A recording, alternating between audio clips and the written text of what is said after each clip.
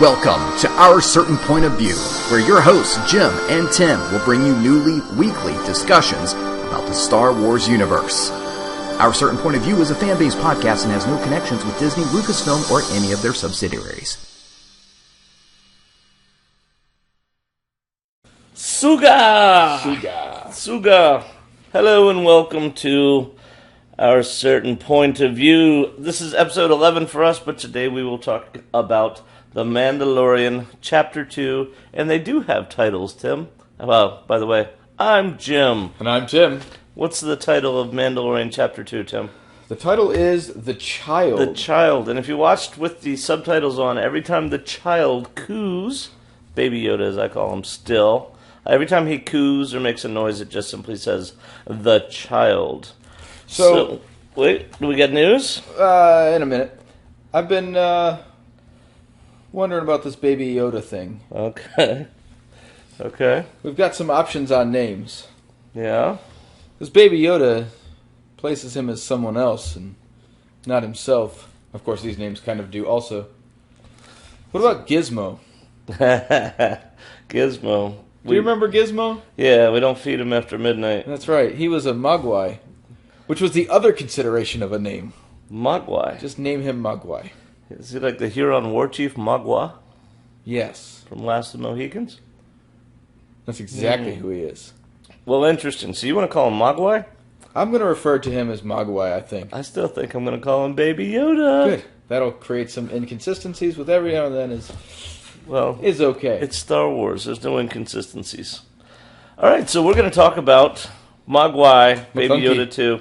I did see where some people were getting upset online because people would mention Baby Yoda, and then people who weren't watching the show, or at least hadn't watched that episode, or I guess the end of the first episode, whatever, they were like, wait, well, that's a huge spoiler. You're telling us Yoda comes back? So you're right. The name Baby Yoda does create some well, on here we know there are spoilers, so that's not too bad. Yeah, clearly the point of our podcast is to recap the show itself. So if you haven't seen episode 2, or chapter 2 rather, of the Mandalorian, you might want to go back and watch it. But I'm assuming if you're listening at this point, you know what we're going to do. We're going to talk about The Mandalorian Chapter 2. And we're doing it from a remote location, so the sound quality is going to be a little bit weird. But that's all right. Yeah, we'll find out. In the meantime, news. Well, on that same note, if you're posting online, and I've been trying to stop people where I can, it's not time for pictures yet. There are multiple places who receive Disney Plus this coming Tuesday around the world. What? They don't have it yet everywhere. In the U.S., it opened last Tuesday, but a lot of places aren't getting it until next Tuesday. So when you post those pictures, if you have followers, you might lose them. Oh. And shout out to our international friends. We're seeing, we got some international listeners on the show. Yeah, some big pickups. Including Canada. So, go Canada. All right, let's get into news. Yeah. So, really, the only news we have is, of course, Rise of Skywalker tickets are still out there. So, if you can get some and you hadn't done so yet, go ahead. We know that Fallen Order came out Friday. Yeah. So, I looked at it longingly. It's $60. I just couldn't bring myself to shell it out since I did buy Days Gone, and I've been playing it, and I'm kind of into that, so...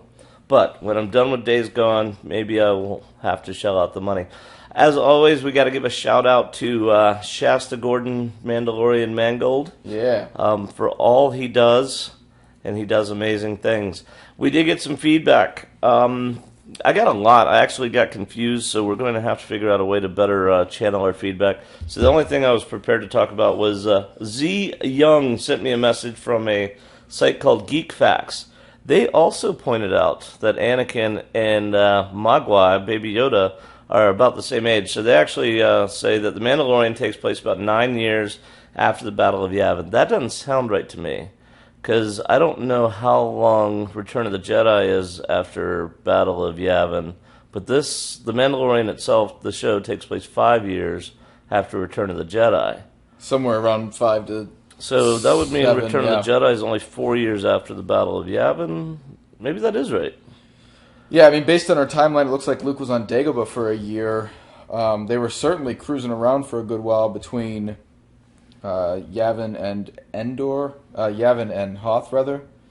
And, we don't, and it doesn't seem like there's very much time that passes. There's certainly some time that passes, but not a whole lot, I don't think, between so 9 years episodes might 5 be, and 6. 9 years might be right, which Anakin's 41 when the Battle of Yavin takes place, Darth Vader is, which is kind of weird that Darth Vader's younger than me.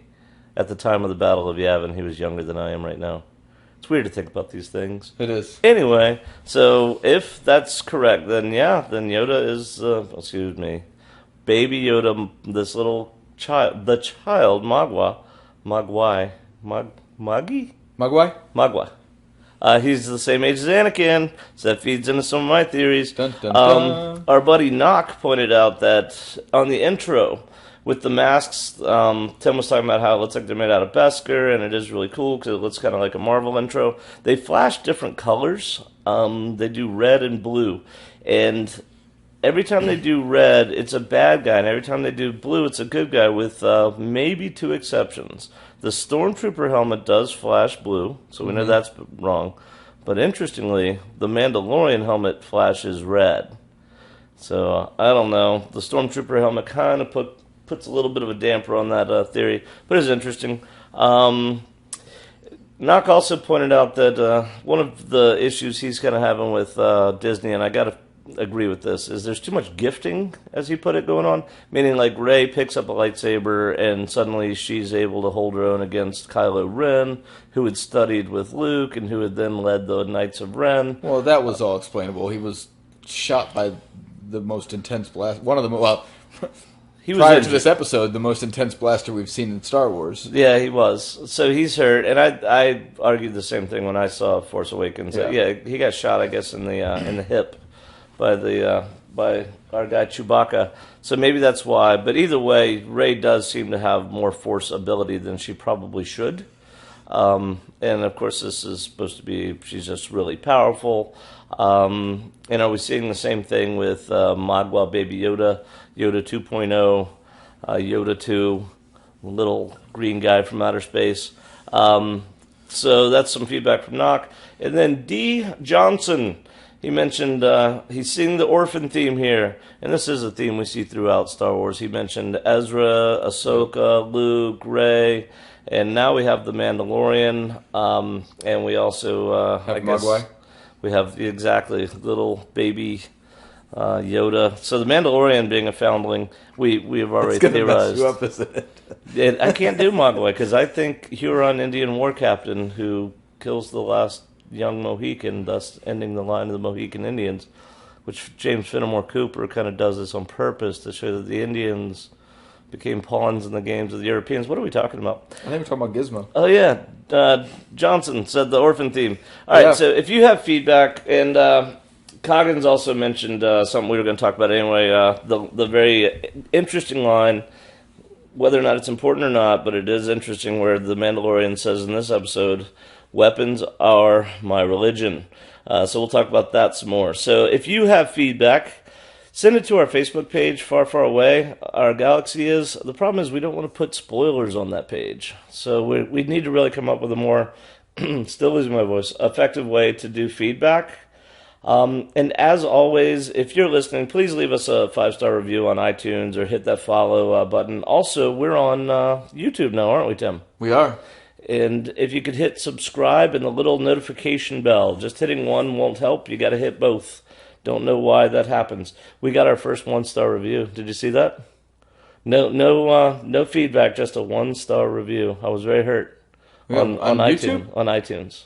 Oh, yeah. So somebody was unhappy, but didn't want to explain why, and we have feelings. But anyway, that's so. All right, so our countdowns. Unless you got more news for us, Tim. I don't. All right, well then we're going to jump right into it. I still have, and Tim told me erase it because you're going to mention it by accident, but I left it on there. Jedi Fallen Order was Friday, so 3 days ago. I wanted to mention it again because, oh my gosh, I miss it. Papa Bear got it, and he's been playing it, and he keeps sending me screenshots because he loves to, maybe he left a 1-star review because he loves to hurt me. Maybe. But And I know Papa Bear's listening, because Yeah, he is. he might love to hurt me, but he still loves me. It's still a love. Anyway, I want to get Jedi Fallen Order. It looks awesome. The storyline is a Padawan who is being hunted down by the Empire. So it's kind of a Kanan type situation. So it sounds awesome. But our actual in the future timelines, when is that Rise of Skywalker movie coming out, Tim? 31 days until the gosh. Thursday early premiere date. That's just like the longest month away. Yeah. That's not bad. We can do that. All right, in Clone Wars Season 7. At the longest, 103 days away. And I guess no news on when, so I guess we're just going to leave that on Leap Day for now. Until it's updated. I'm going to cough a lot during this episode, and yeah, you're probably going to hear the sipping again. Star Wars Day in Anaheim, California. And shout out, we got some listeners in Anaheim now. Yeah, Tim. we do. I was excited to see that. So shout out to you guys. Hopefully you're going to be able to make it, and a lot of people will be there. I skipped Star Wars Day. I'm talking about Star Wars Celebration. Yeah, Star Wars Celebration, 283 days away for Anaheim visiting people, and Star Wars Day, May 4th, is 168 days away. Now, we've got one more actual countdown, and it is a zero. -1. It's a zero countdown for today. No, today. Well, today is supposed to be... Yes, recording day. That was the reason we're recording on a special day. All these countdowns are for release date tomorrow, but we're recording this day early because we needed to get together and celebrate. Yeah, Monday the 18th is what these countdowns are based on, but today the actual recording is Sunday, November 17th, also known as Life Day. And I was hoping to see my family on Life Day. Does that seem likely? No. It didn't seem likely for that one dude. So I watched a bit of the holiday celebration today. Oh my gosh. Or the holiday special today. Where did you watch? Do you have that? Somebody on one of the sites posted that it was up on YouTube, and I clicked the link and it was running. Yeah. I was honestly kind of hoping it would show up on Disney Plus. So happy Life Day, everyone. Yeah. In Star Wars Celebration, we already said 283 days, Anaheim, California, August 27th through 29th. And still no news on Obi-Wan Kenobi. Yeah. Only one Kenobi. So with that, let's get into our notes. Yes. So, as always, I want to start a little meta. I want to start about Disney Plus. How are we liking the service so far? So far, I'm really happy. I got mixed feelings. I love the selection. So I was listening to other podcasts that are covering The Mandalorian. And one of them, I don't want to say who, because they were super, super critical of Disney Plus. And I don't think they're wrong, but I think they were critical to the point where they might, upset some of their own listeners. But like I said, I don't think they were necessarily wrong. The problems they saw, I didn't see until later. So like when I hit rewind, if I try to rewind it 10 seconds or whatever, it did sometimes freeze, and then sometimes it would give me a blank screen and I just hear audio. So that was interesting. And I've done a lot of rewinding, and I haven't noticed any of that. Well, I didn't see it at all for the first couple days, and I had been watching it pretty much nonstop since it came out. So these are really nitpicks for me. I just want to recognize that some people are having frustrations, even though my experience in general has been very positive. One of my wish list items, though, they don't have a resume episodes. Like you've been watching Netflix does that. I think Prime does that. Hulu definitely does that. Yes. They don't have that on there. I wish they would. And they don't hold have your spot on the show. Yeah, but they don't. You have to go back and find your show. You got to find it. So I was trying to watch The Black Hole, and I ended up watching the whole thing, but 3 times to get through that movie. So I had to go search for it every time. Worth watching, by the way. So good, so bad, so good, so everything. Yeah. And it came out 2 years after Star Wars: A New Hope. So it really shows you just how, again, ahead of its time Star Wars: A New Hope is when it comes to effects. And I lost track. Oh, yeah. So the other one other thing about Disney Plus I wish was there. There's no start from the beginning button. So, like, if you're watching an episode, like I was watching The Child, I watched it 4 times in preparation for this, and my daughter hadn't seen it, so she comes in, and I wanted to start from the beginning, and I had to rewind the whole thing. There's just no start from the beginning. Yeah, I've made sure with each, so my family members each have their own profile, and before we watch The Mandalorian, I make sure to change to their profile. What did you put as your profile pic? Well, I gave my son The Mandalorian. Ah, that's mine. Yeah. My daughter got Ahsoka. Yep, so I've got R2. My wife took Yoda. Nice. And she picked it. So that's kind of funny. So that's how I started off with them. I let them, we go to their name, and then we were restarting the episode from the beginning no matter what. Gotcha. That was our workaround to that. Yes, I do wish there was a start episode over. And I'll tell you what, and this is more of just a wish of mine. I wish that they had, like YouTube added, if you get if you do the paid subscription, you can turn your screen off and it'll keep playing the audio. Oh, I love that. I wish Disney had that. I do too. Because there's so much with Disney cartoons and things, you can turn a movie on in the car and listen to it. Yep. And instead of draining the battery with and the they video. have a download option. Yes. So that's great. Yeah, so there's a lot of... Yeah. That'd just be fun. And that's not a problem that I have with them, because it's not an audio site, but if they had that, obviously we like podcasts and music and things like that. So bottom line, a little bit of growing pains, but in general, I have been very, very happy. And honestly, with any sort of technical issues they're having, the content is so awesome, so great, that I think I'd be pretty willing to forgive most anything, as long as I could still watch something. And I've been rewatching the Clone Wars, unsurprisingly. But so now here's a question for you that I was wondering, just out of curiosity's sake, before we Huron, get into you guys aren't here to listen to Mandalorian anyway. Star Wars, the Clone Wars. Heard so of you it. Sent me an episode that was very early in season 1. Yeah, it was. It was episode 4, yes. season 1. So here's my question. Yeah.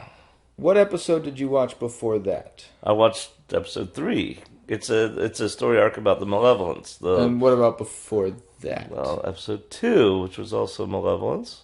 All right. Before that? Episode 1. So we're on season 1, episode 1. What did you watch before that? I watched The Mandalorian. So we had a conversation a couple of weeks ago about whether we were going to watch... No, I watched Phantom Menace before that. Well, about whether we were going to watch the Clone Wars in chronological... in release order or chronological order. Yeah, I watched them in release order. So I've restarted to watch Clone Wars as well. I'm currently watching them in chronological order. Yeah. Well, honestly, it wasn't because I wanted to watch them in release order. It was because, number one, I was curious what the first episode was about, because I'd forgotten. Mm-hmm. And then I wanted to watch the Malevolent story arc again. Well, I'll tell you what, those episodes are really close to chronologically appropriate. Yeah. So it's not too late to...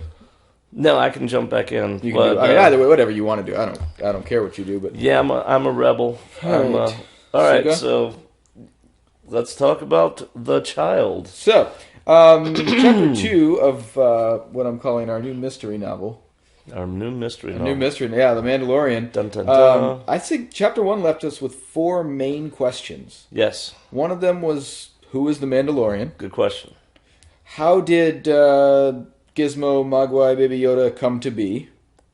Yeah. Right. Question 3, will there be Force use in this show? Already been there. And question 4, is the Mandalorian a good guy? So I think those are our big, right? I like all those questions. I think the third one we saw answered this episode. Yes, so we see one of those questions gets answered here, which we'll talk about. And I don't think he's going to be a good guy. I think I talked to Knock about this. Maybe more of an anti-hero type vibe to this guy. He's kind of a Batman, Wolverine, Punisher type.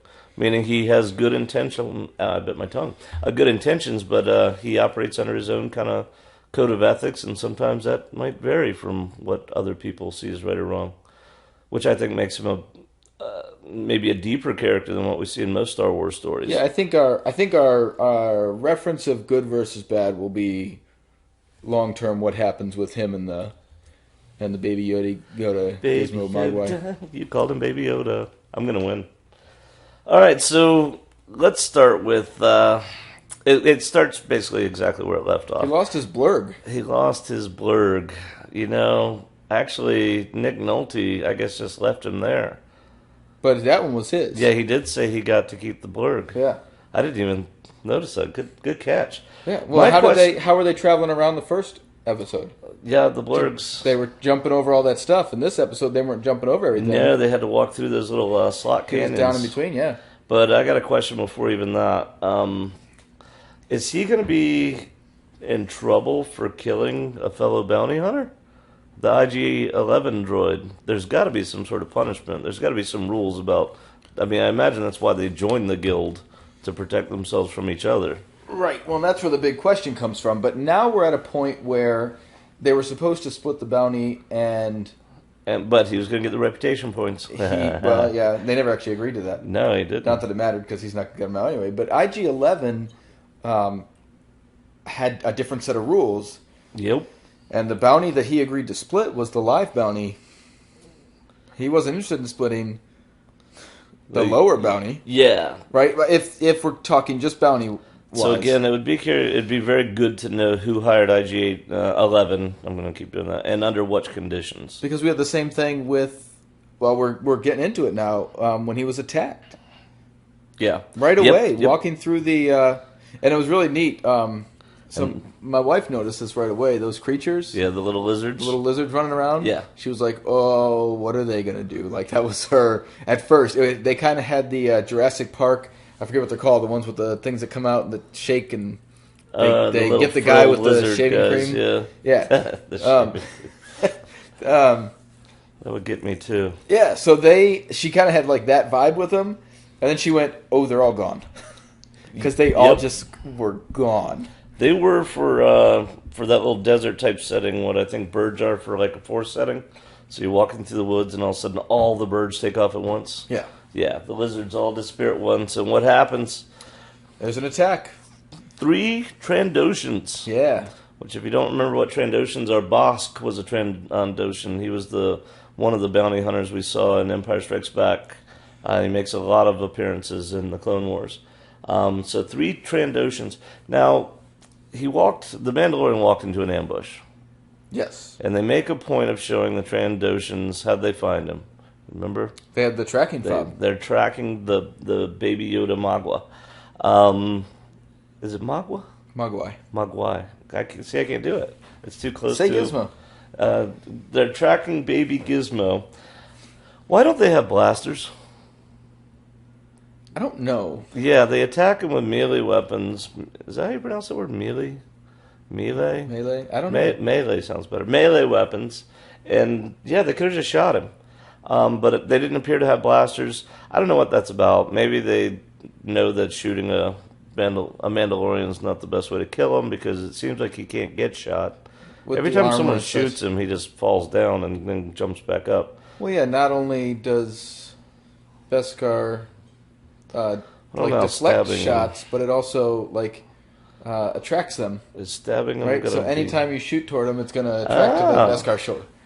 You know, that leads me to some thoughts on Jedi and why they... Anyway, I got these ideas. Cause I always didn't like how Plo Koon went down so easy. He got shot from behind during Order 66 and he dies. And I was like, Obi-Wan hates flying. I think it's because Jedi with all their gifts are very exposed when you put them in spacecraft. Yeah. But I wonder if they can't use the Force to kind of divert laser fire.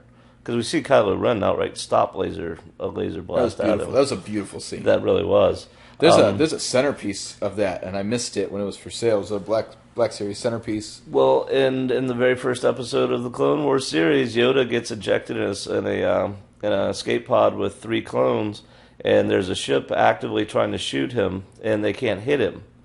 And that's what made me start thinking, I wonder if the Jedi are capable of actually doing that. But anyway, the Mandalorians aren't, but their armor, I guess, maybe it does attract it. Anyway, they attack with melee weapons. Yeah.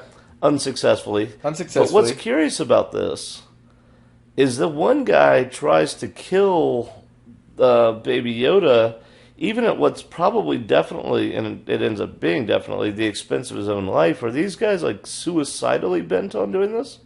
I don't know if that was or maybe he thought his what buddies they said. They didn't say bring back the target. They said proof of termination is also acceptable for a lower fee. So if he thought his buddies were successful enough, 2 against 1, they're covered. I'll go take care of this. We can prove that it's dead.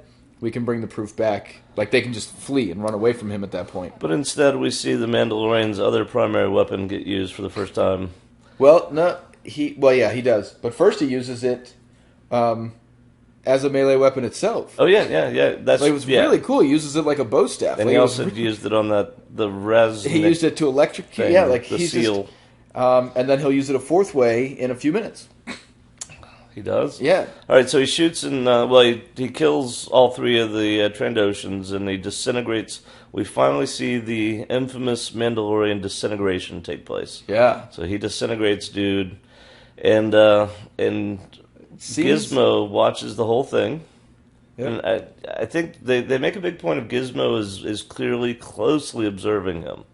Closely observing everything, yeah. And then it's nightfall. Yes. Now, there was one other thing that happened. The pod itself is following him around. Yeah, he's got it slaved to his gauntlet. Yeah, he went ahead and he pulled out his remote control pamphlet, went to Sanyo and Panasonic and found the baby X, A, Y, and then he could put in the code, and now it matches, and now it follows him. Left, left, right, 0, 0, X, square. ABAC, ABB. Oh, nice. Yeah. And so he's cheat coded this thing, so now it's going to follow around his little gauntlet commands. Yeah. So that was neat to see. That was. Then he used it. That comes in useful several times in this episode. Yeah. And now I'm wondering here, going back before we leave there. They zeroed in on that tracking fob, which again was to show that they were after him. Yep. And I wonder how often this is going to happen while he has it. Definitely part of the story. I think they're showing okay, he's in some bad circumstances. So maybe the whole. Well, he has a choice here. If he doesn't take the child back to grief, then this is the life he's got to look forward to. Which I kind of like this idea. If he does take the child back to grief, then that's bad for us because I think clearly we want to like him. Yeah, we want the Yoda baby Gizmo to be to not be used as a specimen by the Imperial doctor. Yeah, and I would say at this point, I'm thinking if he goes back to grief, it's because he's getting tired of being hunted and he's going after him. That's my future hope. I mean, that's the best is when you take it to the enemy. Yep. Heck yeah. So now it's nightfall. Yes. Am I right? And we see he's repairing his armor, which is the first time we've seen the inside of a chest plate for a Mandalorian. And there are electronics in there. I find that very curious because I don't think the chest plate is Beskar yet. Right. And so that's kind of curious. We also see he's hurt. He's got a cut on his arm. And we see Yoda baby Gizmo respond to this. Yeah. And, of course, we're all watching with anticipation. And he just closed this wound up? Yeah, he's sitting there cauterizing this thing, and clearly it hurts. And Baby Yoda thing now, which takes me to it gets out of the pod and starts walking towards him. Now, people were speculating on the age of they say it's 50 years old. We know Yoda lived to be somewhere close to 1,000 and dies apparently of old age. So that's their lifespan. And Tim, you understand this. Math, I think it's called. It is. So if you do a percentage of lifespan, where 50 to 900 versus a human lifespan, let's say an average of about 70 or 80 years, where should it be in human development if it's 50 years old? Human development, you're looking at about 4 to 4.5. So it still seems a little young for that, but we do see it's not actually an infant. It's just small because it does walk around, has some motor skills. The fact that it's not talking is not an indication of development so much as maybe because it's a different species. There's no telling what's going on with this thing. But we do see it is ambulatory. It can walk. So at the very least in human years, 2 to 3 years. So 4 to 5 would not be a stretch. So I don't think there's an issue with the age. I did hear, again, some other podcasters were kind of bashing on this. If it's an infant at 50, then who cares if, been doing the Force for 300 years, but you're only a 12-year-old or whatever they were figuring out. But 4 or 5 years old makes sense to me. So and no using issues. The Force for 300 years is still he's cute, relatively significant. Plus, he's cute. Yeah, he is. Yeah, he is. Oh my gosh, he's adorable. My wife, who's not big into Star Wars, I asked her to sit down and watch it, and she did. And once she saw Yoda baby's Gizmo, she was like, "Ah!" Yeah. Yeah. Well, I mean, they're in. And of course, my wife loves it too, but my wife, she's a little bit more into Star Wars. My wife likes the movies. She's not here podcasting with us, but yeah. Yeah. All right, so we see what looks like the baby's about to use the Force and fix him, But we'll never know because the Mandalorian picks up Gizmo, puts him back in his egg, and it looks like they're about to have this emotional moment, and then no, he just closes it. Yep. And I love that. That was well done. All right, so the next day, the soundtrack is what catches me here. Dawn on this planet, and I didn't because I'm lazy, but you can look up what these planets are called and some of these characters. So, for example, the Nick Nolte character, he has a name. But I figure if it's not coming up with me watching the show with the subtitles on, then maybe I don't want to know yet. The name of the planet, I think, if you want to know, I think it's called Avalia or something like that, Avalia or something. But I only know that because I caught it on a article I was reading. So it is named, but the sun is rising, and the music at this scene is gorgeous. And one of the nice things is it didn't overwhelm me because it wasn't until I think my third or fourth watching that I'm like, oh man, the music here is just really pretty. But he comes across a scene that's not so pretty. Yeah. Now, I do want to talk real quick about the planet, though, before that. Yeah. Because there was some thought of, and this will lead right into actually what we're going to, there was some thought of whether this deserty planet was one we'd seen before. Gets a lot of rainfall. It does. Yeah. But especially with, because we've seen some desert planets before. We have. One in particular. We've seen two, Jakku and Tatooine. Right. And what we're about to see almost leads you to think maybe this is a Tatooine-esque place. Yeah. But not Tatooine. And can't be Tatooine because, again, moisture farmers would kind of not do well on a planet where it rains somewhat frequently. Yeah, well, depending on which... the different sides of the planet are different. But one of the things that actually gives it away... Well, for one, he says people come here to get away. To live in peace. Yeah, that's not Tatooine. But then, the scene that he walks upon... Otini! Yeah, we've got some, what we're going to call off-world Jawas. Yeah, so we talked about the history of the Sandcrawlers. That legend's history. I don't know that it is, because again, the point was these are mining vehicles that were placed on Tatooine by a corporation, and it was too expensive to retrieve them once they were done using them. So it might be that, once again, we see another planet where that sort of thing has happened. Or it might be, because it is Legends, or maybe we just got to scrap it. It would be really coincidental that these Jawas... Find the same thing. Find the same thing there. Also, you notice it's built to a scale that fits Jawas. Yeah. But it also is a scale that fits Ugnaughts. And Ugnaughts are mechanically inclined. They build everything, as we see at the end of the show. So I don't know. For me, the jury's still out on that. Although I'm with you. It's kind of a huge coincidence But maybe the Jawas go there because they know there's a sandcrawler up for grabs, and they grew up on one on Tatooine, and now who knows? So my brother made sure to point this out to me. What did you notice about the Jawas that are different than those we saw on Tatooine? Did you see it? The red eyes. The red eyes. And there's actually a Black Series Jawa out now called the Off-World Jawa that has red eyes. Nice.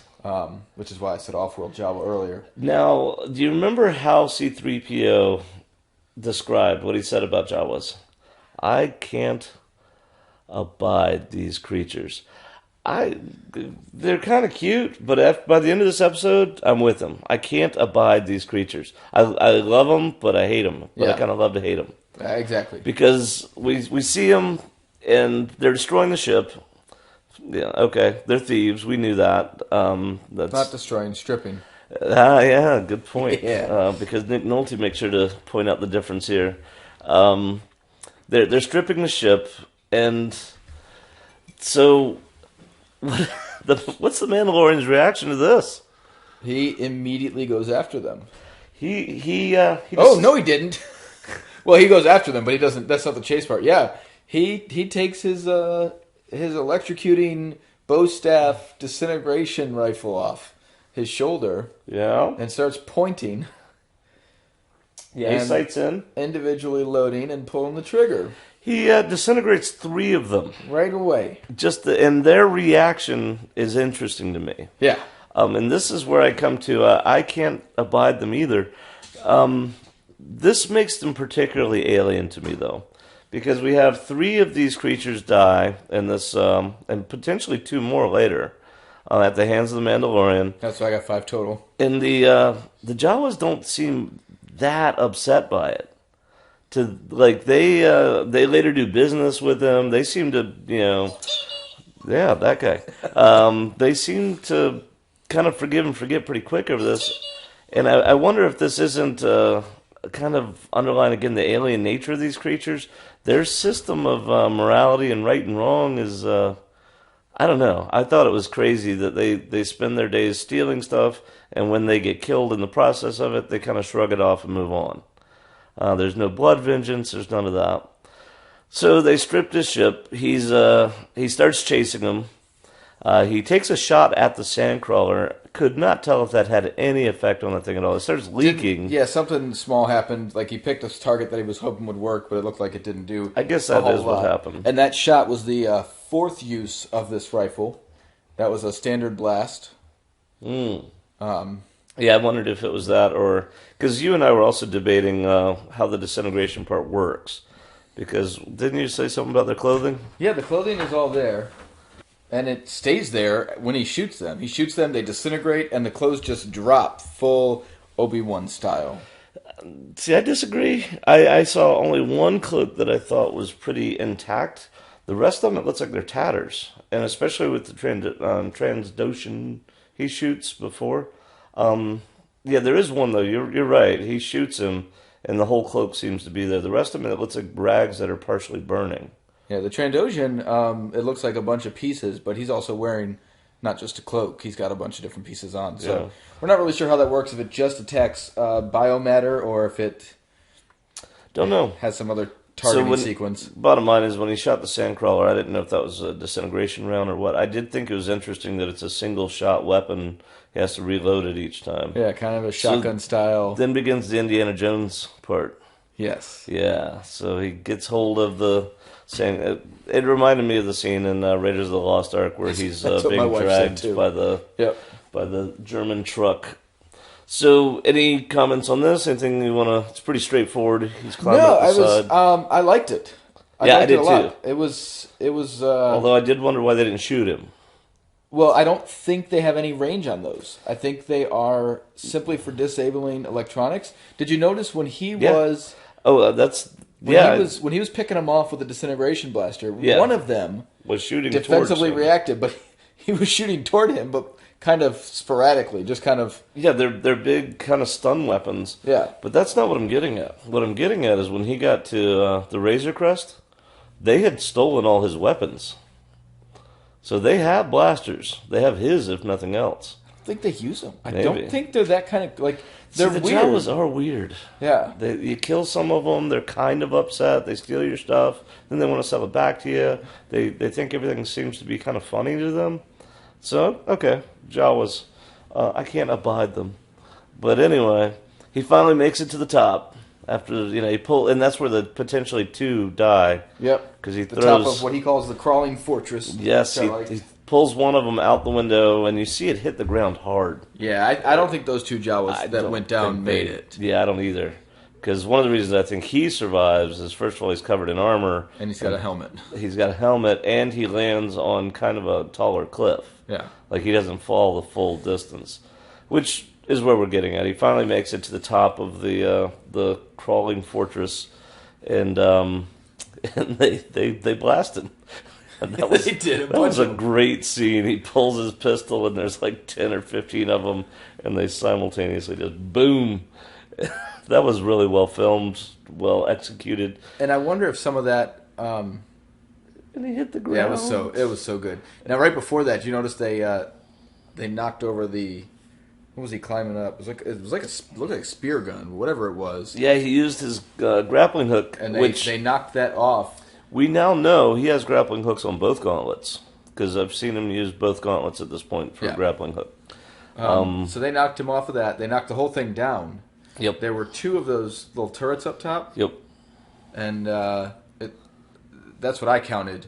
And when they returned to the Sandcrawler, there are two on top again. Huh. And maybe I miscounted the first time. I don't know. But that's a little thing that I Well, he spent a night with the Ugnaught, so maybe they spent the night fixing up their Sandcrawler. They could have, yeah. Yeah, that's what they do. Sort of. Sort of. Yeah. So he fails. And Baby Yoda witnesses it all. Excuse me, Magua, well, Gizmodo, witnesses it all, and they return to the Razor Crest for him to actually assess the damage. And man, there's a lot of damage. They gutted this thing, including, like I said, they raided his weapons locker. But the engine's almost fired. It only, yeah. Wow. They didn't take something. It's the Suzuki Samurai of spaceships, because you can damage it all you want and it still tries to work. So it tried to fire up. I don't know what good it would have done if it had, because he's not leaving atmosphere in that thing. Yeah. But so we have to meet up with the Ugnaught. We have a forlorn Mandalorian at this point. So he goes to meet with our buddy Nick Nolte. And he has a question to ask him. He does. He says, so how much is it going to know? What's his question? This is what all the fuss was about? Oh, yeah, you mean Nick Nolte had a question. Yeah. So this is what all the fuss about.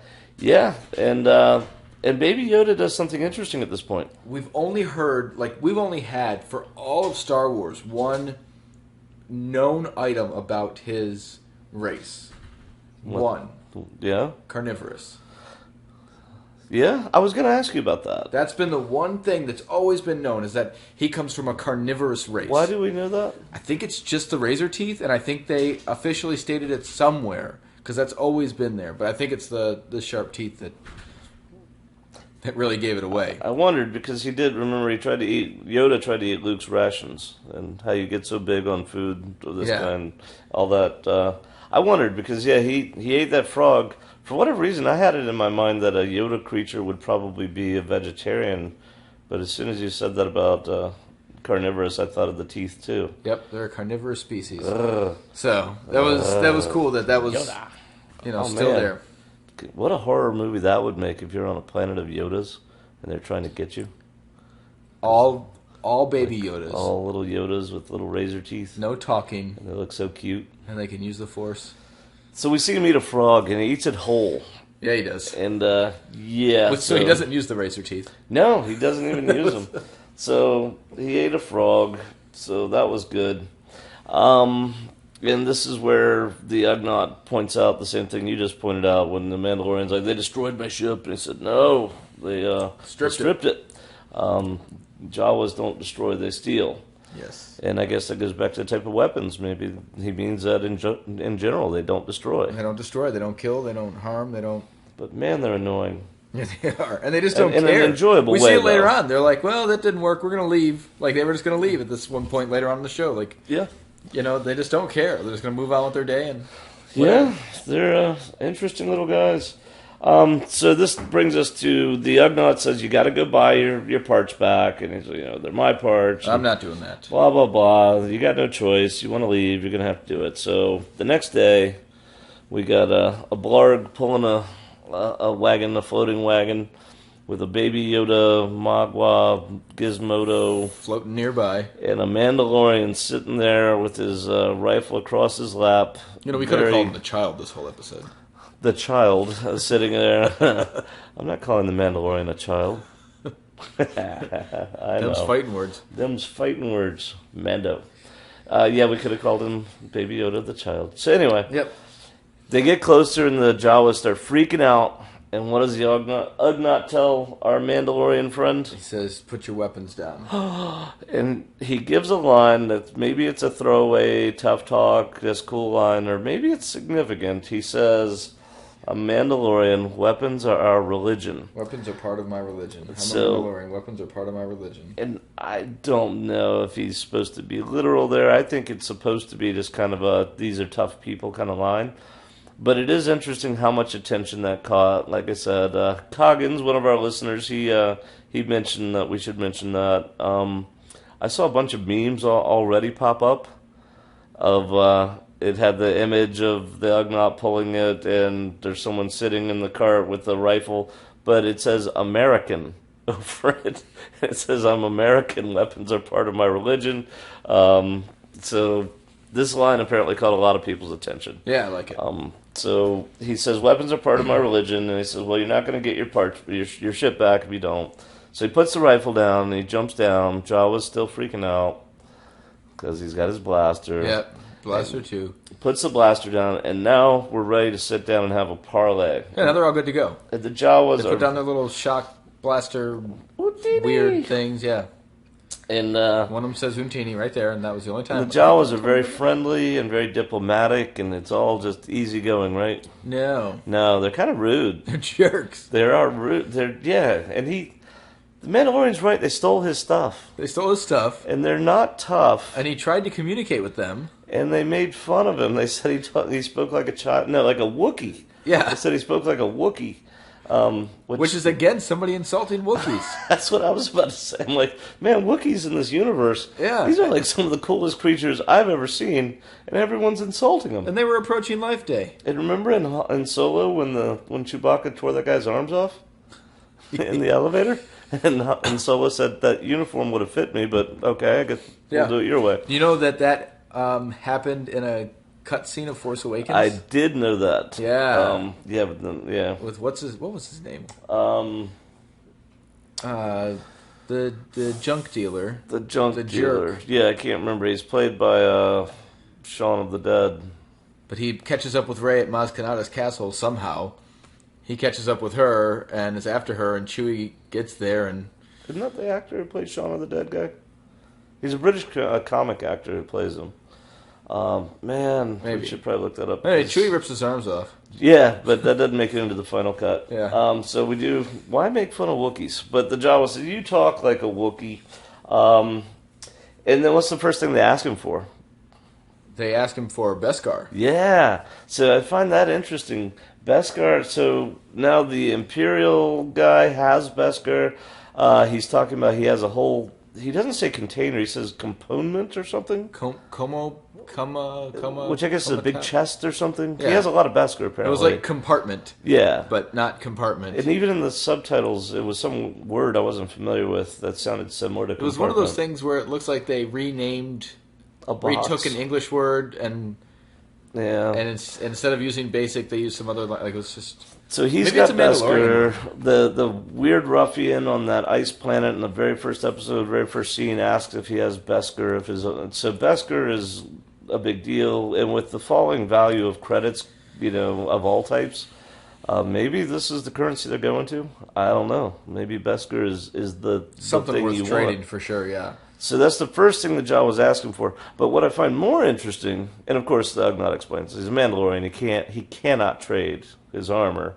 But what do they ask for second? Didn't they go after the Yoda? They want Yoda Gizmo. The child, I thought. The child. They go after the child. Why do they want the child? I don't know. Well, that was strange. I find that interesting. Maybe the bounty on this child is getting to be commonly known. I can't imagine they would have gotten word of that. They're junk dealers. They're junk dealers, but man, these guys, I don't know. They live... Because you remember, the Ugnaughts issue here is that people keep showing up. Like, this has been an ongoing issue. So apparently people, for who knows how long, have been trying to get the child. Yeah. So the Jawas are probably as aware of this as the Ugnaught was, but maybe they know why. Maybe they're like, okay, that's the asset. Maybe. I think the asset is actually what the client called Baby Yoda. Yeah. Maybe. I don't know, but I thought maybe there was something to that they asked for the baby. And the Mandalorian's reaction was pretty strong. Did you notice that? Get away from it. Yeah, he yells. Get away from it. Yeah. Yeah, he does call it it. So then, I'll tell you this, I think they've always said it. Yeah, we does. We still don't technically know. Nick Nolte also says it. Male versus female of this creature. Correct. I think we're all assuming male. Yeah. But we really don't know. We don't know. There's so much we don't know. But anyway, so then they do settle on something. The third thing they ask for is Suga. Suga. Yeah, Suga. Which is apparently Jawaese for egg. Yep. Suga! Egg. What egg?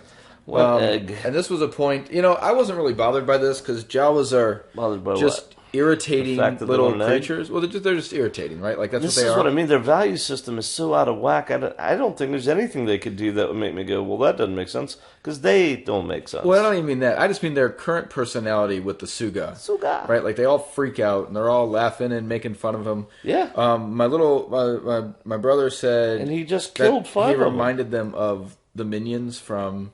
Yeah. Right, like that whole just screeching, yelling, Suga, Suga, Suga, like all that stuff. So he was kind of bothered by that, and I get that. Anybody that was Despicable Me from Despicable Me, yeah. Okay. I was sitting there trying to remember the name. Yeah.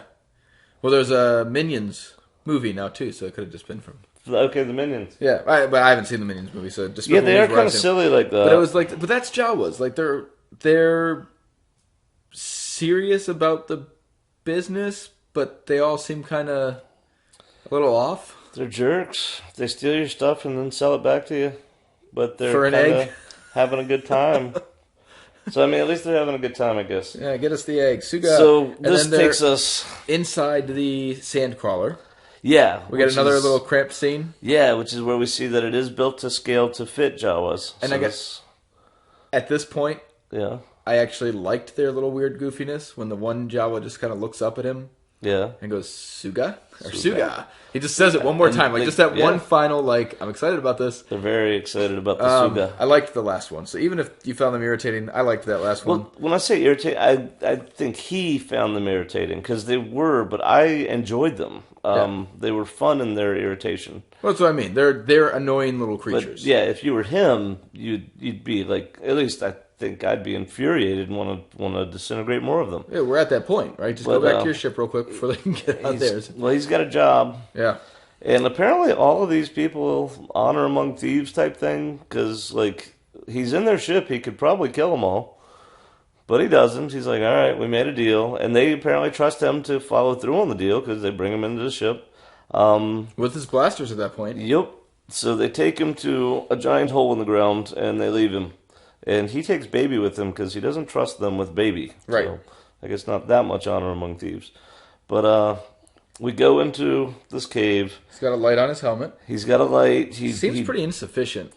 It does. Like, it doesn't seem like the best. Like, well, maybe his helmet also has like thermals or something. We haven't seen like what he sees inside that helmet. Yeah. So there might be some NVG type stuff going on. But he double checks his weapons, including, significantly, he has a knife in his boot, like a good paratrooper would. Yep. You know why paratroopers carry knives in their boots?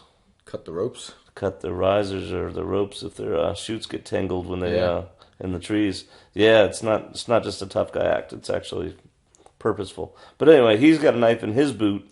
Yeah, because he doesn't have a jetpack, so if he needs to paratroop... Which, speaking of which, wouldn't that have come in handy when he was chasing the Sandcrawler? He could have just flown to the top of that thing and taken care of business. Yeah. So, or just bent his head down and shot a rocket at him. Yeah. Sorry if you couldn't hear that. I actually bent my head down and looked away from the remote. Tim actually bent his head down. I was like, that's what it would look like if he shot a rocket, and y'all missed it. Anyway, no jetpack on this guy. No missile. We hear 4 blasts. So we hear two sets of 2 blasts. Pew, pew. Pew pew, and then we re-see the Mandalorian being ejected. That's when he would have used the knife if there were trees around. Being ejected from this cave. His chest plate has been torn to shreds. It's got little sparks coming out of it, and he hits the ground and emerges. What did you catch the name of the beast? The Mudhorn. The Mudhorn. Did it remind you of any creatures we've seen before in the Star Wars galaxy? Yep. It is almost identical to the Reek from Attack of the Clones, the creature that Anakin ultimately wraps the chain around its horn and rides it. It's extremely similar. I don't know if it's identical. I think it's the same except for this one's shaggy. Yeah. So the Mudhorn emerges. Yeah. Yeah, it's what did you think about the single giant horn. Yeah. You saw it. What did you think about this beast? About this fight, I should say. I really liked the way this went. I did and I didn't. So, we've got, from the immediate throw, there's a lot of damage. Yeah, he's hurt. The big hit in the mud miffs up the blaster. Yeah, I was going to mention that. Yeah. He pulls his rifle out, and I'm like, So he's got an M16 or an M4 because those weapons notoriously jam every time they get dirty. And that's immediately what I thought of, is like, this is unreliable, probably made by a U.S. military contract. Yeah, and that was strange, that whole weapon malfunctioned like that. After he just said they're his religion, too. But he also landed on it. Oh, I didn't notice that. Because it was on his back. That was still on his back. Oh, good point. So when he came out, he landed on it and that. So there could have actually been physical damage to... I'm just saying, if it was an AK-47, it would have worked. Okay. Even with the armor and the heck yeah, man. helmet crunching it and Hit everything. that thing with a mallet, it'll work. So that's all. It's got, so it got damaged or dirty or whatever happened. So his big rifle didn't work. His smaller blaster, I assume he lost in the cave during the shots, because we didn't see that again. Nope, he was without. So he immediately tries to flamethrow, and he cooks the thing's face for a little while. Yeah, he gets it right in the left eye. Yeah. So he cooks that left eye a little bit. That's what gets it off him the first time, and then it targets. And the child is watching, by the way. Well, the child then gets targeted. Yeah, it goes after the child. It took me 2 episodes to understand what happened there. Because of the camera angle, or because of stupid? when he programmed it, and then he used the Mandalorian force. Yeah, it looked like I thought he threw something because I couldn't tell that the pod moved. Yeah, the pod moved. So he pulls kind of a Toro with the red cape kind of trick there. So the Mudhorn keeps charging, the pod moves, and he misses the child. And now it's back to the Mandalorian's turn. Yes. And the thing hits him again and drags him through the mud. Hits him again.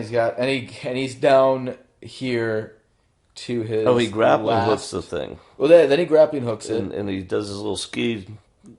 Yeah, like he's water skiing behind it. And I think he lets his grappling hook go. Yeah, because it kind of sounded like it snapped, but I think it was him releasing it somehow because he was like, "Well, this isn't doing anything." No.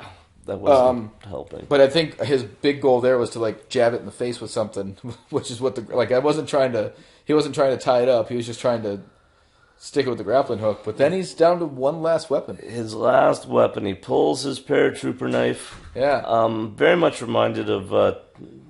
Were you reminded of any famous movie scene at this point? I can't remember what it was, where he's just sitting, just holding and waiting. It reminded me of Tom Hanks' character in Saving Private Ryan. Okay. When the German tank is coming at him, and he's exhausted all his resources, he's wounded, so he pulls his pistol out. He just starts shooting a tank with a .45 caliber pistol. That's what it reminded me of. Is you can see on their face that they're resigned. I can't do anything else. I have to, but I can't stop either. And you can tell the Mandalorian's resigned because he holds it in front of him and he actually looks down at the ground. So it's more like he's praying than he's preparing to fight. And then Tim gets his fan service. Yeah, I did. Because the Force is employed. The Force is employed. And we see 3 small fingers go up in the air, opened, outstretched. Yeah. And then we see something else go up in the air. An X-Wing fighter comes out of the swamps of Dagobah. And lands on top of the Mudhorn. Yeah. No. The Mudhorn is elevated into the air. Well, first he stopped. Yep.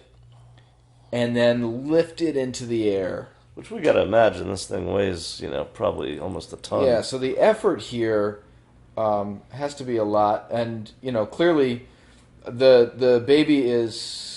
Not the Luke child Skywalker. Is strong with the Force, but still a child, right? Because it would have been easier to put up that kind of that barrier feel, I think, just to stop it from pushing through instead of full lifting. Maybe. Yeah. But once it's in the air, it's not fighting you anymore, really. So he lifts it up in the air for as long as it can. Yes. Yeah. And you see... They did a really good job of showing the struggle. Yeah. And the facial expressions of the child, too. Until he just drops it. Yep. And it gives the Mandalorian the time to stab it with the knife somewhere. And this is my one problem with this fight. I don't see that knife killing that creature. Yeah, he got him right in the ear. Yeah, he does. It's unclear. At first I thought maybe it stabbed him in the eye, but he didn't stab it in the eye. I guess that could be the ear. Has to be. But it seemed real simple, considering he must have shot it 4 times. He flamethrowered it. I guess that's it. But then he stabbed it in the ear with what looked like maybe a 5 or 6 inch blade. Wasn't a super big knife. No, it wasn't a big knife. It was a weird looking knife too. Like it didn't just look like a metal blade. Like it almost looked like I thought like a it was mechanical Beskar. thing. Like then I started thinking vibroblade from the Old Republic games, like an electrified blade. But it dropped. It worked right away. He killed that thing. And then he extra killed it because it looked like it dropped and was down for good. But then he still did. Well, the twist was it definitely had the fish hook barbs on it. Like it was barbed to. They weren't really barbs. They were like full extra little blade pieces, but essentially barbs to. So it's more of a gutting knife to get it stuck. So he had to definitely twist and fidget to get it out. So they kept some good accuracy there with the style of the knife. But I'm thinking something like that. Like it had to be a good target spot in order for that to work. Yeah. It seemed a little anticlimactic to me that's how he's able to kill it. But then he goes in the cave. He finds the object of the Jawa's desire, which also looked hairy, which was also a hairy egg. He brings it back to him, and of course the Jawas are ready to leave, and then he shows up at the last second, and the Ugnaught says, "What took you so long?" Well, at first he yells out Mando. Yeah. Which I thought that was interesting too. Yeah. Because at first, I remember the guy in the first episode. Yeah, he called him Mando. Hey, Mando, and it really sounded insulting. Yeah. But then this guy says it too, so I wonder if it's just a... I don't know. It's probably just a slang term for Mandalorian, good or bad. Yeah. Yeah, I don't know. But, so he says, I'm surprised it took you so long, to the Mandalorian, who's clearly beat up. He's covered in mud, his armor's in tatters, which they fix at the same time that they fix the Razor Crest. The Jawas immediately pull out a knife, open the egg, machete style, and just eat the thing. So again, you seem like and they all just kind of like group eat out of the egg like a meal. Well, I noticed like the guy's sleeve goes in it, so it's on his sleeve, and I'm like, the Jawas are just weird. They're so weird, like so much invested in this. We got to a point where they're so weird and they're so just driven to do. Like they're almost driven to just take metal, fix stuff, resell it, almost to the point that IG-11 was in his bounty hunting. It was almost convincing. What if they find IG-11 and fix him? That'd be awesome. Oh, my gosh. I bet they will. I bet they will. Because that compound's empty now, and they're going to scavenge that thing. Yeah. Maybe that's how they know about Baby Yoda.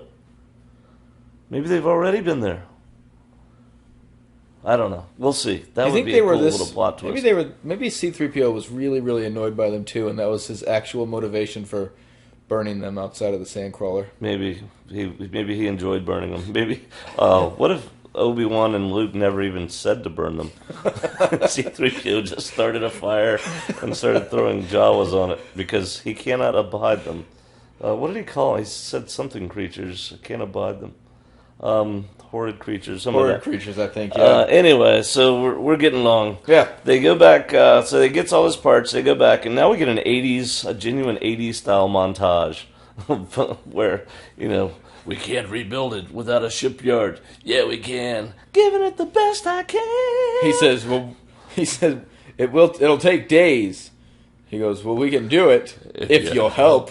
And then I can't tell. An indeterminate amount of time later, although it looks like it's overnight, but indeterminate amount of time later, they got this ship put back together.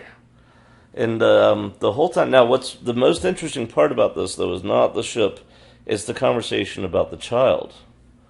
Because he says, I had to write this down because I was like, okay, that's an interesting line. The Ugnaught says, is it still sleeping? I still don't... Is it hurt? And the Mandalorian says, not physically. I don't think so. Not physically. And then he says, I still don't understand what happened. That's what the Ugnaught says. Yeah. And Mandalorian says, me neither. He said, explain it to me again. Yeah, which means neither of them know the Force. Right. And we are at a time period... Remember, we're if the Geek Week or whatever the name of that website was, if they're right, we're 9 years after Han Solo said, I don't believe in all that hocus pocus and mumbo jumbo. the witchcraft and sorcery. So we're still in an age where the Jedi have been gone long enough that the average person doesn't seem to know who they are. So it's really interesting because they haven't been gone that long. No, right? They wiped that history away. And I'm thinking... Khumar Rouge? And I was listening to Force Material again. Their very first episode, they go into this. You would love this. Yeah, first episode's called Skellig Michael. Skellig Michael is the island of the Force Material podcast. Okay. Skellig Michael is the island in Ireland. Yeah. Where it's Octo. Yeah. Or Octu. They joked about that too because they said they're going to be going to Act 2 and in the second of the trilogy, and it was Act 2, and so they're like, that seems a little on the nose. But anyway, so they talk about the actual island. They talk about all the meta stuff. It's called Force Material. It's all the material in the background. They talk about the Japanese movies that, inspired a lot of stuff. Anyway, you'd like it. I like them so far. So we're getting to why nobody knows who the Jedi are. But they talked about the Jedi, when they were gone, a lot of people knew them as the police force. They heard the stories about them. Right? They're the keepers of the peace. But a lot of people probably didn't have any interaction with them. No, that would have been uncommon. And they wouldn't have known, really, if they actually had these powers or not. Well, and if the Emperor, through Order 66 wipes them out and then says, no, that was all nonsense, see how easy it was for us to purge the Jedi. Yeah. Then all of a sudden everybody's going to be like, I guess they didn't. They just had... Well, we see this in Rebels, too. In the show Rebels, they've already started the re-education. Yeah. So all the Jedi are outlaws, they're bad guys, and they're rewriting history. And we see in Phantom Menace, when they go to Tatooine, Anakin's like shocked. He's heard of Jedi, never seen one. Most of them had never seen one. When they show up at Naboo, which is a civilized inner core planet, the Trade Federation guys are like, oh, they sent Jedi. Because people just don't encounter these guys very often. Even though there's 10,000 of them, you're talking about a galaxy of trillions, I assume trillions. So, yeah, it would be uncommon. I guess it'd be kind of like us meeting like a Delta Force operator. It also seems... even now, they're real, but they're mostly covered in myth and mystery. Yeah. We know the... you think of the Jedi and you think there are so many of them with that number 10,000, but percentage-wise in the galaxy, like... It's a tiny group. It's a tiny, tiny group. It's like meeting a Delta Force operator. Almost as small as the Sith. Yeah. But not near... I wonder if they have the same problem that everyone who's in the claims to be a Delta Force. Anyway, yeah, the Sith. There's only 2 of those. I was going to mention a couple things about the Jawas and the disintegration of the Jawas. In America, it used to be we have something called the Eighth Amendment that says no cruel or unusual punishment, and they used to hang horse thieves. And they didn't consider that, overly cruel, and it certainly wasn't unusual to hang someone. But you know why they used to hang horse thieves? Why they thought that was a fitting crime? No. If you're out in the middle of nowhere and someone steals your horse, there's a good chance you're going to die. So stealing a horse could lead to your death, and I'm guessing that's why people killing the Jawas is probably acceptable. Because if you're on a random planet and they come along and disable your ship, take apart your ship, there's a good chance they just sentence you to death, which, in the case of the Mandalorian, is true. Yeah. Like, if he stays on that planet, he's probably going to die. So the death penalty for the Jawas is maybe not overboard. So Eighth Amendment still applies. So we're proud of that. And with the forgetting who the Jedi is, that reminds me more of the Khumar Rouge in Cambodia. When they took power, they immediately... executed all the teachers and immediately began re-education so that within 10, 15 years, very few people really remembered the history because it had been distorted so much. Yep. Those who were alive during it, they're starting to misremember things, and those who weren't alive never knew. So maybe this is why they don't know who the Jedi are. Or they're shocked, or they don't believe in the hype that was stories. Their powers and such. Yeah, and they certainly would have never seen the Force be used before. Right. At least the Mandalorian. The Ugnaughts old enough that maybe he could have. But anyway, so that's our recap of the program. Anything else? Because all we see after that is he takes off from the planet. Oh, he offers to make the Ugnaught a crew member. That was interesting. Yeah, he does. That was cool. So he's open to that idea of having people working with him. And I was really surprised by that. I was surprised, I was too. really, really surprised by that offer because it seems like he's... this actually did bring up something else. It seems like... Well, he's genuinely grateful to him. Right. Yeah. And I'm thinking now that he's... that he really is working for the Mandalorians and the pack. Tribe was the word they used. Yeah. So he's working for the tribe. He's working with them. And I'm wondering how many of those Mandalorians are actually out and about and how many are just in that secret... Because it looked like it was a secret place he went to. He kind of looked around before he went in the door. Correct. So I wonder if he's like the Mandalorian out there doing all this stuff, and the others have different objectives, different missions, right? And they're not doing bounty hunter stuff. Yeah. I would love, and I'm hoping that's where it's going. To see what they're doing or what's there's a going bigger on. Story about the restoration of Mandalore. I bet he takes it back to them first. I bet he does too, and I'm hoping we're going to meet the armorer again, and maybe even like some sort of hierarchy of Mandalorians that he seeks their guidance on what to do here. It'd be really cool if the armorer was actually the person in charge. I wouldn't be surprised, because as much as a show of strength is, like they did the whole Excalibur style, Darksabers in charge. Yeah, the armorer is the person who is giving you your entire, everything that you are is your Beskar outfit. And of course, the weapons are part of their religion. But it'd be neat to see if she was actually in charge of everything. Yeah. And we can get meta on that because we know some of the casting. And we know that there are several very strong female leads that are going to be introduced at some point. Because so far, we really haven't had any I wonder if she is going to be that female that's running around with them. Yeah. Because we see her in the Excuse me. in the picture and in the trailer and stuff. Yep. And if you watch the interview at the last celebration, but anyway, I don't want to talk too much about that because it gets a little spoilers. So then he flies off the planet. The Ugnaught turns him down, says he's been looking for peace, and the Mandalorian says, "I understand that." Yep. And then we see Baby Yoda, Gimli. What'd you call him? Gizmo. Gizmo. We see Gimli wake up. And, Legolas. And that's literally the end of the episode. So that's our recap. You got any more to say about that before we change topics and close up the show? No, I think we're ready to shut it down. So I sent you my theory on what Rise of Skywalker. Should I share that about? We see Star Destroyers coming out of the water. Was this recent or was this older? This is like 2 days ago. I was watching.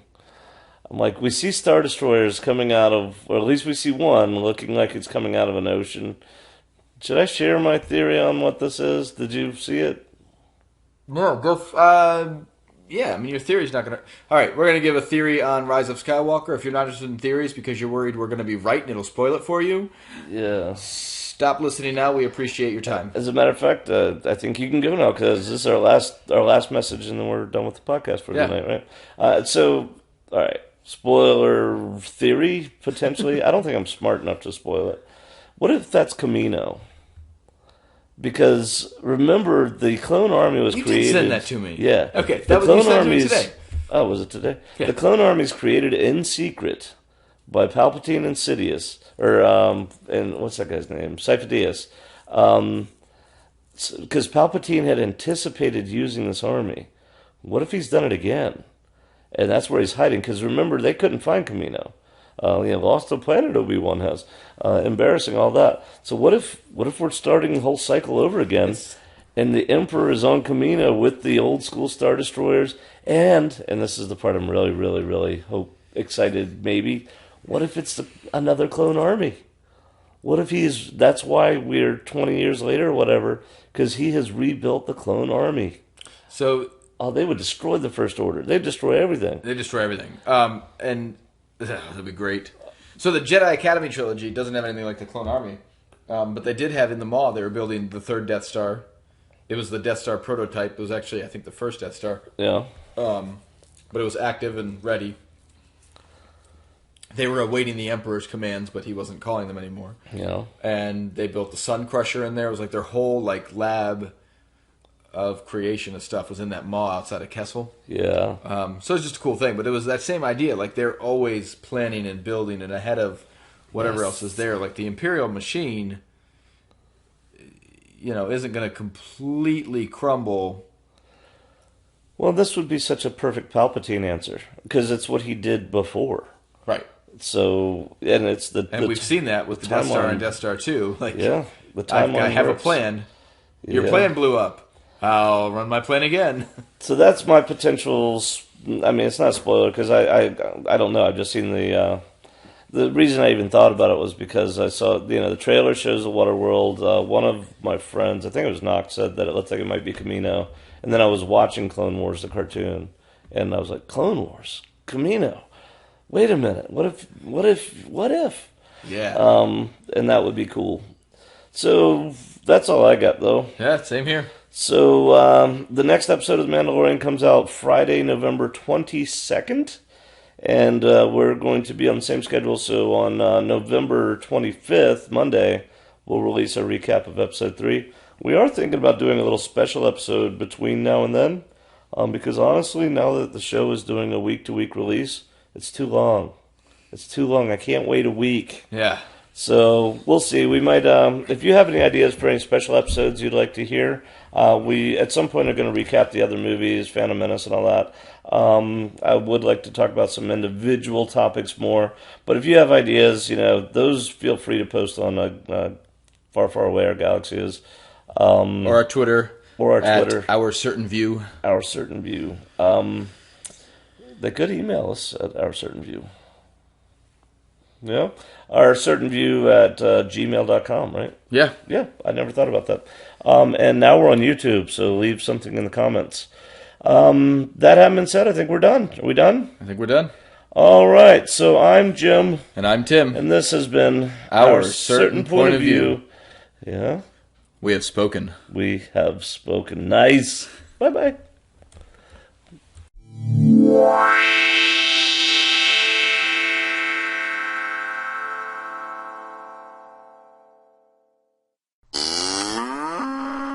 Audio 1. This is Tim yelling at his brother on the phone. We secretly recorded Tim getting upset at his brother. Let's see. Listen real carefully. No. Yeah, well, that's your fault. I wasn't there to take care of that. Rogue One. Rogue One. He's watching Rogue One, and then Solo, and then 4 and 5. And then Phantom Menace? And I'm watching the Phantom Menace Phantom first. Menace. In fact, I could argue that he just leaves the Phantom Menace out. What? Crazy talk.